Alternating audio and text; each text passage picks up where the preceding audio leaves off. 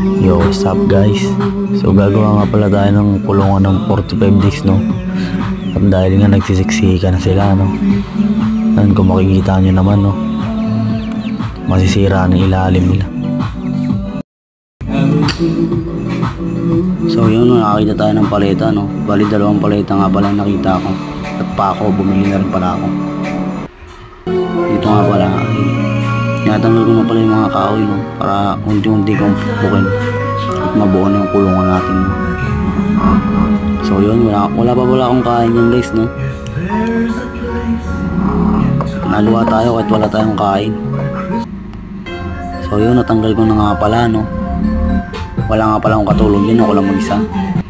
Ako rin nagbibideo mag-isa. So yun, nabuo na nga pala natin, no? Yan, kung makikita nyo, no? Square nyo siya.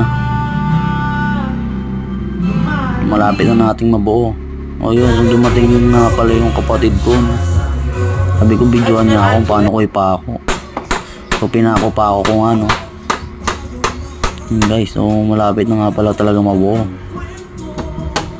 Tamang pokpok ako dyan, no? 10:13 nga pala yan guys, no? Yan, bumili lang pala ako ng screen, no? Inano ko sa motor ko para mabilisang gawaan lang. 600 nga pala yung bili ko dyan. Nagpakain na nga pala tayo ng manok, no? At nagugutom na yung mga alaga natin for 12 days. Ayoko silang nagugutom guys, eh. Binabasa ko nga pala, no? Para mas marami. Para hindi matapon yung patuka, no? So dito nga pala, ginugupit ko na yung bubong nila. Nakahanap nga pala ako ng yero sa kapitbahay. So hiningi nga pala natin, no? Para hindi na tayo bumili. So yun, ginugupit na nga pala natin, no? Yung yero para sa alaga natin. Tapos ko na nga pala siyang gupitin, no? Napakahirap pala gupitin to guys. Napakahirap din pala pag wala kang kasama, no? Ikaw lang gumagawa.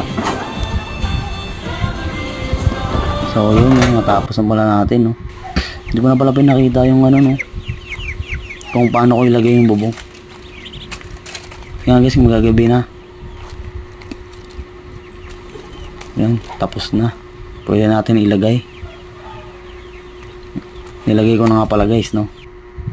Hindi ko na rin pala pinakita yung video kung paano ko sila pinasok. So yan, sa taas nga pala yung mga bibi, sa baba yung mga 45 days. Kung makikita nyo, din sisiksikan guys, no? So hanggang dito na lang tayo. Maraming salamat.